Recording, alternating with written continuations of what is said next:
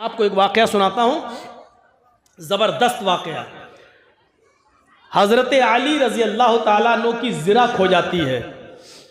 हजरत अली रजी अल्लाह ताला अन्हु की ज़िरा जानते हैं? नहीं जानते होंगे तो ऐसे बता दूं, लोहे की एक चादर नुमा कोई चीज़ होती थी जिसको गले में ऐसे डाल लिया जाता था और नीचे तक बनी होती थी ताकि जंग में जब लड़ें और काफिरों के जब तीर आए तो मेरे जिस्म पर न लगे, उस लोहे की ज़िरा पर आए तो हमारे सीने में और हमारी पीठ पर न लगे बल्कि उस ज़िरा से टकरा जाए।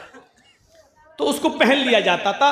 हमारे यहाँ उसकी दूसरी शक्ल होती है क्या, ब्लड प्रूफ जैकेट। वो ज़िरा थी। हजरत अली की वो ज़िरा खो गई। ढूंढते रहे, तलाश करते रहे, वो ज़िरा नहीं मिली। और 6 महीने के बाद वो ज़िरा एक यहूदी के पास देख ली हजरत अली ने। हजरत अली उसके पास गए और कहने लगे, यहूदी का क्या, ये ज़िरा किसकी है? यहूदी ने कहा, ये तो मेरी है। हजरत अली ने कहा, तुम झूठ बोल रहे हो, ये ज़िरा मेरी है। उसने कहा, देखो अमीरुल मोमिनीन, हजरत अली अमीरुल मोमिनीन हैं, हजरत अली खलीफा हैं। उसने क्या कहा, अमीरुल मोमिनीन आप गलत बोल रहे हैं। हजरत अली ने कहा, मैं गलत बोल रहा हूं? कहां? इस अच्छी और खूबसूरत ज़िरा को देखकर आपकी नीयत खराब हो रही है। हजरत अली ने कहा, मेरी नीयत खराब नहीं हो रही, ये ज़िरा मेरी है। ये बताओ कि तुम मुझे ईमानदारी के साथ, इंसानियत के साथ ये ज़िरा दे रहे हो या नहीं दे रहे हो, या फिर मैं तुम्हारे खिलाफ मुकदमा दायर कर दूं। ये क्या हो रहा भाई?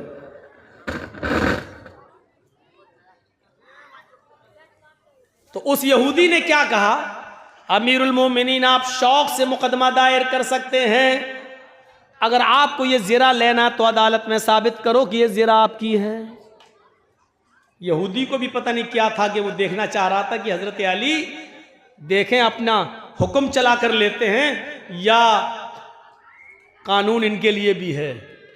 इनकी किताब कुरान कहती है तो क्या वो खुद उस पर अमल भी करते हैं या नहीं करते हैं? हजरत अली ने मुकदमा दायर कर दिया कि मेरी ज़िरा खो गई है और वो ज़िरा मैंने एक यहूदी के पास 6 महीने के बाद देखी है, लिहाजा उस यहूदी से वो ज़िरा मुझे दिलवाई जाए।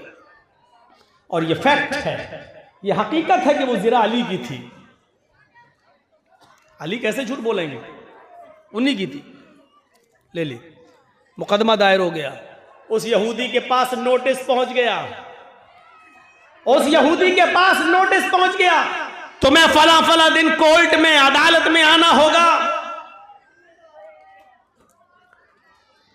अदालत में लाया, यहूदी आया, हजरत अली बाहर खड़े, यहूदी भी बाहर खड़ा है। थोड़ी देर में आवाज आती है, काजी शुरैह ने अपने जो दरवाजे पर लगाते हैं आवाज देने के लिए, हजरत काजी शुरैह ने अपने आदमी से कहा, इन दोनों को बुलाओ। दरवाजे पर जो आदमी खड़ा था, जो सिपाही खड़ा था, वो आवाज लगाता है, अमीरुल मोमिनीन अली अंदर आए। काजी शुरैह टोकते हुए कहते हैं, आए सिपाही, आवाज ये लगाओ, अली कटघरे में आए, अमीरुल मोमिनीन का लफ्ज मत लगाओ, क्योंकि हजरत अली इस वक्त कोर्ट में आ रहे हैं और अदालत के अंदर ये ताजीमी जुमले नहीं कहे जाते हैं। इन जुमलों के कहने से कोर्ट के ऊपर फर्क पड़ता है। यहां मैं फैसला सुना रहा हूं, ये नहीं देख रहा हूं कि अली कौन है, खलीफा है, क्या है, मुझे इससे कोई मतलब नहीं है। यहां इंसाफ के लिए आए हैं, यहां इंसाफ होगा, लिहाजा अली के साथ अमीरुल मोमिनीन का लफ्ज नहीं लगाया जाए। आए अली, अंदर आइए। अंदर आए, चलिए वो कटघरा है, वहां खड़े हो जाइए। अमीरुल मोमिनीन, अमीरुल मोमिनीन कहां खड़े हैं? कटघरे में। उस यहूदी से कहा, तुम भी आओ। यहूदी को दूसरे कटघरे में, फैसला उसी दिन, आजकल की तरह नहीं। सालों गुजर जाते हैं, 12-12, 15-15 साल, लेकिन वही मामला वही अटका वही लटका। हाँ बोलिए, अय अली, मुकदमा आपने दायर किया है इस यहूदी के खिलाफ, प्रॉब्लम बताओ। प्रॉब्लम सुनिए, अब हजरत अली प्रॉब्लम बता रहे हैं। काजी साहब, और काजी किसने बनाया? अली ने। काजी किसने बनाया? जज अली ने। लेकिन वो जज, वो काजी खुद कह रहा, अय अली बताओ। अमीरुल मोमिनीन भी नहीं कह रहा है, अय अली बताओ प्रॉब्लम। कहा कि मेरी एक ज़िरा खो गई थी 6 महीने पहले, मैं ढूंढ रहा, तलाश करता रहा, लेकिन ज़िरा नहीं मिली। वो ज़िरा इस यहूदी के पास मैंने देखी, जब मैंने मांगा तो ये कहने लगा कि ये ज़िरा मेरी है। मैं अदालत से दरख्वास्त करता हूं काजी साहब कि मुझे मेरी ज़िरा दिलवाई जाए। उस यहूदी से पूछा काजी शुरैह ने, ज़िरा कहाँ है? कहा मेरे पास। कहा दिखाओ, दिखा दी। कहा कि अली कहते हैं कि ये ज़िरा मेरी है, तुम क्या कहना चाहते हो? उसने उसी कटघरे में खड़े होकर हजरत अली को गुस्सा दिलाने की कोशिश की, और क्या कहा? काजी साहब, हजरत अली झूठ बोल रहे हैं, इतनी खूबसूरत और अच्छी ज़िरा पर इनकी नीयत खराब हो रही है। ये ज़िरा तो मेरी है, मैं इसको कई महीनों से अपने पास रखा हुआ हूं। अली का दावा गलत है, ये ज़िरा तो मेरी है। अब मामला फंस गया। काजी क्या करे बेचारा, वो कह रहा मेरी है, हजरत अली कह रहे हैं मेरी है। तो अब कुरान और हदीस की रोशनी में फैसला देखिए कैसे होगा। बड़ा प्यारा फैसला। काजी ने अली से कहा, शुरैह साहब ने, अय अली, अगर तुम ये कहते हो कि ये ज़िरा मेरी है, चूंकि अभी तो यहूदी के पास है और यहूदी उसका मालिक है, अगर तुम ये कहते हो कि ये ज़िरा मेरी है तो तुम्हें साबित करना होगा, और साबित करने के लिए तुम्हें गवाह पेश करना होंगे। तुम कोई गवाह लेकर आओ जो ये कहे कि ये ज़िरा अली की है और उसकी ये पहचान है। हजरत अली ने कहा ठीक है। आपने आवाज दी, आए हसन, जो बाहर थे जल्दी आओ। हजरत हसन जो उनके बेटे थे अंदर आते हैं, कटघरे में खड़ा किया जाता है। काजी ने पूछा कि बताओ तुम क्या गवाही देना चाहते हो? हजरत हसन गवाही देते हैं कि मैं गवाही देता हूं काजी साहब, ये ज़िरा मेरे बाप की, हजरत अली की, अमीरुल मोमिनीन की ये ज़िरा है जो 6 महीने पहले मेरे घर के बाहर दरवाजे पर रखकर मेरे वालिद मोहतरम अंदर चले गए नाश्ता करने के लिए, पानी पीने के लिए। जब वहां से बाहर निकलते हैं तो देखते हैं कि ज़िरा गायब है। 6 महीने तक वो ज़िरा गायब रही। 6 महीने के बाद यहूदी के हाथ में देखी गई। ये ज़िरा की मैं गवाही देता हूं कि ये ज़िरा मेरे बाप की है, मेरे अब्बू की है, लिहाजा ये यहूदी से लेकर मेरे बाप को दी जाए।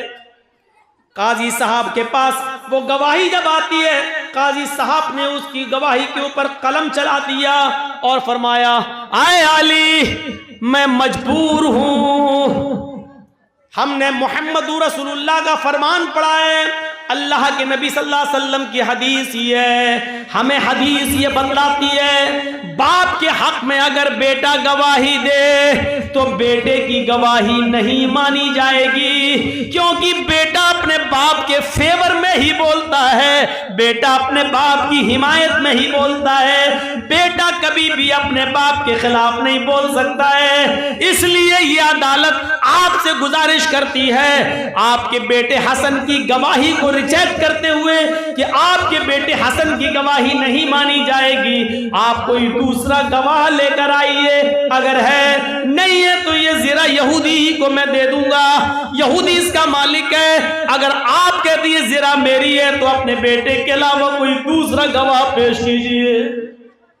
आजकल का दौर थोड़ी था जर्जी साहब झूठी गवाही के लिए 200 और 500 रुपए देकर 1000 रुपए 50 झूठे गवाह अदालत में खड़े कर दे, ऐसा दौर थोड़ी था। हजरत अली चाहते तो एक नहीं 10 आदमी पेश कर सकते थे, नहीं किया। हजरत अली ने कहा एक गवाह और है। ये नहीं कह रहे हैं, यहां तो जो फैसला कर देता है कि यहां हिंदू को दे दो और तुम इधर बना लो, 1 महीने के बाद उसको राज्यसभा का मेंबर बना दिया जाता है, अवार्ड दे दिया जाता है। ये सूरत हाल है। आए अली, दूसरा गवाह लाओ। हजरत अली ने आवाज लगाई अपने गुलाम को। हजरत अली का जो खादिम था, जो गुलाम था, वो अंदर आता है, कटघरे में खड़ा होता है, वो गवाही देता है ये जिरा मेरे आका की है, हजरत अली की है, मैंने कई सालों से इनके पास देखी है। यहूदी झूठ बोलता है, इसने चोरी की है, ये जिरा घर के बाहर से उठा कर ले गया है, ये जिरा मेरे मालिक की हजरत अली की है। काजी साहब के पास जब वो गवाही आती है, काजी साहब ने कहा आए अली, इंतहाई अफसोस के साथ मुझे ये कहना पड़ रहा है, मालिक के हक में गुलाम की गवाही भी काबिल कबूल नहीं है। गुलाम चूंकि अपने मालिक के एहसान के नीचे दबा होता है, वो खरीद कर लाया जाता है, इसलिए अपने मालिक के खिलाफ नहीं बोलता। उसको डर लगता है कि अगर मालिक के खिलाफ बोलेंगे तो कोड़े पड़ेंगे, घर जाकर मेरा मालिक मुझे मारेगा, इसलिए मालिक के हक में गुलाम की गवाही भी शरीयत कहती है कि वो काबिल कबूल नहीं है, लिहाजा आपके गुलाम की गवाही भी नहीं मानी जाएगी। कोई और गवाह हो तो पेश करो। अमीरुल मोमिनीन चौथे खलीफा हैं, बरवक्त खलीफा मौजूद हैं, अदालत भरी पड़ी है यहूदियों से, ईसाइयों से और मुसलमानों से। अमीरुल मोमिनीन की गवाहियां रिजेक्ट की जा रही हैं। हजरत अली का बनाया हुआ जज खुद हजरत अली की गवाहियां रिजेक्ट कर रहा है। जरा तसव्वुर करो अदल कैसा, इंसाफ कैसा, जरा तसव्वुर करिए। इस इंसाफ को देखकर कभी महात्मा गांधी ने कहा था ऐसा अदल और ऐसा न्याय और इंसाफ अगर भारत के अंदर कायम हो जाए तो भारत अमन और शांति की चिड़िया बन जाए, इसके अंदर कभी खून और खराबा ना हो, अमन और शांति का गहवारा बन जाए। ये मुल्क ऐसे ही अदल और इंसाफ की वजह से मेरे भाइयों आप अंदाजा लगा सकते हैं, ऐसी अदल और इंसाफ की वजह से लोग इस्लाम के दायरे में दाखिल होते चले गए। हजरत अली, दूसरा गवाह कोई है? हजरत अली ने कहा काजी साहब, अफसोस के साथ मुझे कहना पड़ रहा है कि मेरी दोनों गवाहियों को आपने रिजेक्ट कर दिया। मेरे बेटे और मेरे गुलाम के अलावा मेरे पास अब तीसरा कोई गवाह नहीं है जिसने मेरी जिरा को देखा हो और वो देखकर पहचान भी सके। देखे तो बहुत से लोग हैं, लेकिन उसकी जो पहचान इन दोनों को मालूम है वो किसी और को नहीं मालूम है। देखी होगी लेकिन वो ये नहीं कह सकता कि अली ही की है या किसी और की, मैं कैसे जानूं? मेरे पास और कोई तीसरा गवाह नहीं है। जानते हो अब अदालत क्या फैसला सुनाती है? भरी अदालत में अमीरुल मोमिनीन के खिलाफ फैसला सुनाया जा रहा है। काजी शुरह कहते हैं आए यहूदी, इस जिरा के मालिक तुम हो क्योंकि ये जिरा तुम्हारी है, तुम्हारे पास है और तुम अपने पास इसको रखते हो। हजरत अली इस जिरा को अपनी बता रहे थे, लेकिन अली इस जिरा को अपनी बताने के लिए दो गवाह नहीं पेश कर सके हैं, लिहाजा इस जिरा को तुम्हें दिया जा रहा है। इस जिरा के मालिक तुम हो, जाओ, आज के बाद ये जिरा तुमसे हजरत अली नहीं मांग सकते। यहूदी उस जिरा को उठाता है और दिखाता है और कहता है जज साहब, काजी साहब, आपने अपना फैसला सुना दिया है। मैं यही देखना चाहता था कि हजरत अली कहीं झूठे गवाह तो नहीं लाते हैं, और ये देखना चाहता था कि हजरत अली का रौब और दबदबा देखते हुए कहीं आप गलत फैसला तो नहीं सुनाते हैं। आपने वही फैसला सुनाया जो कुरान कहता है, जो हदीस कहती है। लेकिन अब आप भी एक बात सुन लीजिए, आपने जो फैसला सुना दिया, अब इस जिरा का मालिक मैं हूं, लेकिन अब मेरा फैसला सुन लीजिए। हजरत अली बिल्कुल सच्चे हैं। ये जिरा दरवाजे के बाहर रखी थी और मैंने 6 महीना पहले ये जिरा उठाई थी और मैं लेके चला आया था, और जानबूझकर 6 महीने के बाद मैं ये जिरा अली के सामने से लेकर गुजरा। देखें अली पहचानते हैं या नहीं पहचानते, और पहचानते हैं तो जबरदस्ती तो नहीं छीनते, और मुकदमा दायर करते हैं तो देखता हूं फैसला क्या होता है। ये सब मैं आजमाने के लिए कर रहा था। आजमाइश में अली भी कामयाब, इस आजमाइश और इम्तिहान में अदालत भी कामयाब। लिहाजा इस कामयाब अदालत का फैसला और अली की ईमानदारी को देखते हुए अब मेरा फैसला यह है कि ये जिरा अली को दे रहा हूं, और जिसने आपको और अली को यह फैसला करने पर और फैसला मानने पर मजबूर किया है, उस मजहब से मैं भी अपना रिश्ता जोड़ रहा हूं। अशहदु अल्ला इलाहा इल्लल्लाह व अशहदु अन्ना मुहम्मदन अब्दुहु व रसूलुहु। ये कलमा पढ़कर वो यहूदी इस्लाम की आगोश में और इस्लाम की गोद में आ जाता है। मेरे भाइयों, ये अदल हुआ करते थे। वला यजरिमन्नकुम शनानु कौमिन अला अल्ला तादिलु। किसी कौम की दुश्मनी तुम्हें गलत फैसला करने पर मजबूर ना कर दे। अरे हम और आप हिंदू और मुसलमान के दरमियान क्या सच्चा फैसला करेंगे? अगर पंचायत गांव में ही हो जाए तो उधर भी हम कोई ना कोई तरीका ऐसा अपनाते हैं कि हमारी बात हमारे रिश्तेदार के फेवर में चली जाए, हमारे करीब के फेवर में चले जाए। ये हमारे इंसाफ का तकाजा है। अरे अल्लाह तो ये कहता है कि गैर मुस्लिम कोई दूसरे धर्म का मानने वाला जो तुम्हारा दुश्मन है, लेकिन अगर आपसे फैसला करवाया जाए तो उस वक्त अपनी दुश्मनी भूल जाना, और जो अदल हो, जो इंसाफ हो, वही फैसला करे। ये वाकया तो मैं ही सुना चुका हूं कई बार। ये वाला जो अब सुनाने जा रहा हूं, मिस्र के गवर्नर थे अमर इब्ने आस, और अमर इब्ने आस का बेटा घोड़े पर बैठा हुआ था और कहने लगा, है कोई जो घोड़ा मुझसे भी ज्यादा तेज रफ्तार चला सके, मुझसे अच्छा कोई घोड़ा दौड़ा सके? एक छोटा सा 12, 13, 14 साल का एक यहूदी का बच्चा उठता है और कहता है कि हाँ आओ दौड़ लगाते हैं, देखते हैं कौन अच्छा घोड़ा दौड़ाता है, कौन आगे निकलता है। हजरत अमर इब्ने आस, जिनको गवर्नर बनाया था हजरत उमर फारूक ने, उनका बेटा कहता आओ दौड़ लगा लो। दोनों ने घोड़े को दौड़ाया। अमर इब्ने आस का बेटा भी घोड़ा दौड़ाता है, अमर इब्ने आस का बेटा भी घोड़ा दौड़ाता है, वो यहूदी का 12, 13 साल का बच्चा भी घोड़ा दौड़ाता है। घोड़ा दौड़ाने में यहूदी का बच्चा माहिर निकलता है, एक्सपर्ट निकलता है, और वो किसी भी तरीके से अमर इब्ने आस के बच्चे को पछाड़ देता है और आगे निकल जाता है यहूदी का बच्चा, और आकर कहता है कि लो मैं जीत गया, मैंने अच्छा घोड़ा दौड़ाया। अमर इब्ने आस का बेटा आगे बढ़ता है और आगे बढ़ते ही उसके चेहरे पर एक थप्पड़ मार देता है। एक थप्पड़ किसको? यहूदी बच्चे को। कौन मारता है? गवर्नर का बेटा, अमर इब्ने आस का बेटा। ये छोटा बच्चा 12, 13 साल का कहता है आपने मुझे नाहक मारा है, अगर आप मुझे बदला नहीं देंगे, इंतकाम नहीं देंगे, किसास नहीं देंगे, तो फिर मैं आपकी शिकायत गवर्नर की अदालत में करेंगे। अमर इब्ने आस के पास मैं इसकी शिकायत में तो आपकी शिकायत ले जाऊंगा। अमर इब्ने आस का बेटा मुस्कुराते हुए कहता है जा चल, मेरा कोई कुछ नहीं कर सकता। बिल्कुल वही अंदाज लग रहा है ना जैसे लखीमपुर खीरी में मंत्री का बेटा गाड़ी चढ़ा रहा है और पुलिस पकड़ के ले जा रही है, तो मंत्री का इस्तीफा ही नहीं लिया जा रहा है, ना दिया जा रहा है। मंत्री के बेटे का कुछ हो ही नहीं सकता है भैया, बाप गिरहा राज मंत्री है।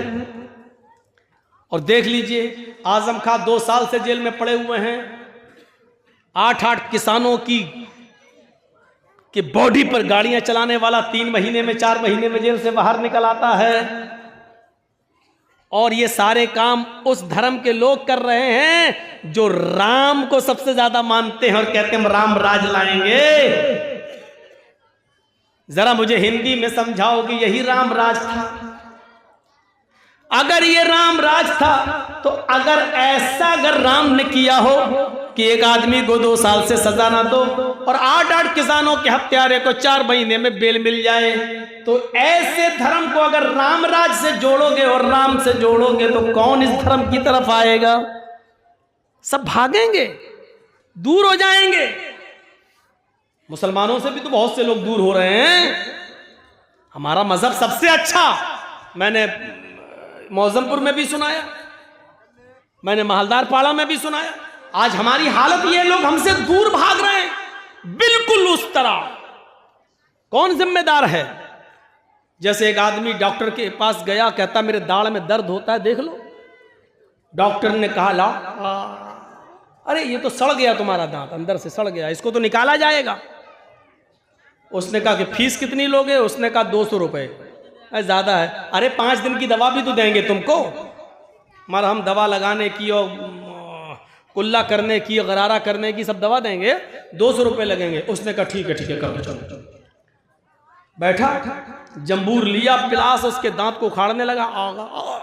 अब वो चिल्लाया, मर गया। डॉक्टर ने उखाड़ ही दिया। दवा लगाई, 5 दिन की दवा दी, पर्दा हटा के देखा, उससे कहे 600 रुपए दो। कहा 600?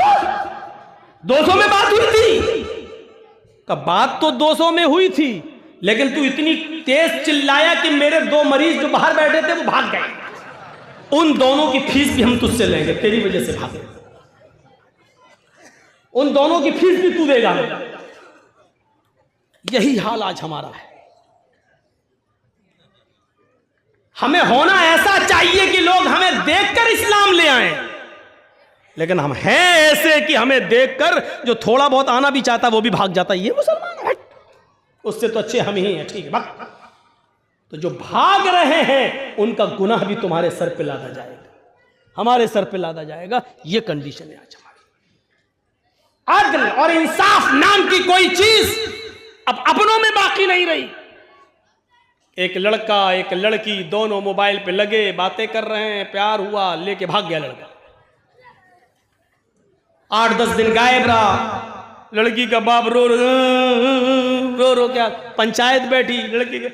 अब लड़की का बाप चीख चीख के कह रहा मेरी लड़की कब का मुंह दिखाने के लायक नहीं रही। अब पंचायत वहां फैसला क्या करती है? अच्छा आ गया लड़का, हाँ क्यों लेके गया?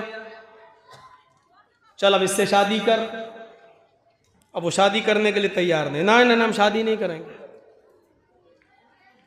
तो शादी नहीं करेगा तो 5 लाख रुपया लड़के वाला लड़की के बाप को दे। क्या फैसला है गांव के सरदारों, सरपंचों, क्या फैसला है तुम्हारा? इस फैसले को तो अल्लाह देखते ही कह देगा जाओ इस सरदार को जन्नत में दाखिल कर। ऐसा फैसला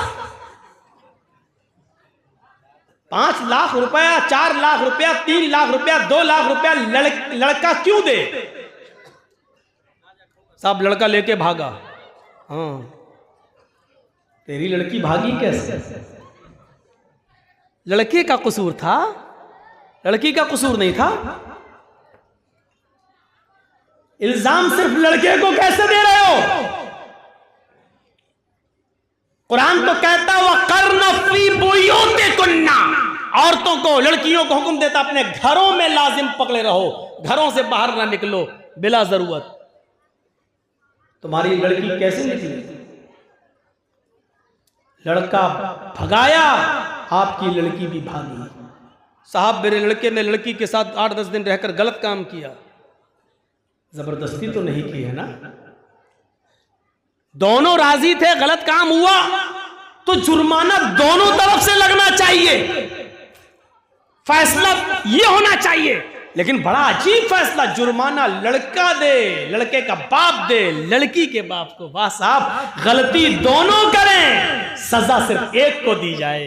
ये हमारा अदल है, हमारा इंसाफ है। हम अपने बिरादरी में अदल नहीं कर पाते हैं, हिंदू और मुसलमान, सिख और ईसाई के दरमियान हम अदल क्या करेंगे और इंसाफ क्या करेंगे?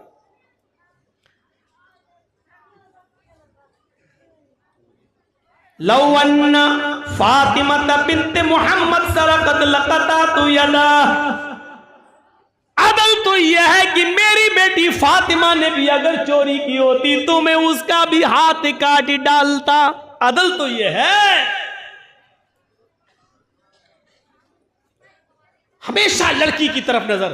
कुरान, और एक बात सुन लीजिए, बहुत आज खुल के कह दे रहा हूं, लड़का लड़की अगर दोनों कभी भी किसी समाज से भागे, आजकल तो ये फैशन बन गया है, प्यार करना, ये करना, वो करना, अब इस पर तो ज्यादा बोलना ही नहीं चाहिए, जितना बोलेंगे वो और उतना ही और आगे बढ़ रहा है, समझ में नहीं आ रहा क्या हो रहा है। तो लड़का लड़की, एक बात सुन लीजिएगा, बहुत जबरदस्त बात बताने जा रहा हूं। लड़का लड़की जब भी दोनों भागे तो उसमें गलती, समाज में जब फैसला करने के लिए आप बैठो, पंचायत लेकर बैठो, तो उसमें गलती लड़की की मानी जाएगी, लड़के की ज्यादा नहीं। लड़के की मानी जाएगी लेकिन लड़के से ज्यादा लड़की की गलती मानी जाएगी, क्योंकि कुरान इस बात का फैसला कर रहा है। कुरान ने कहा है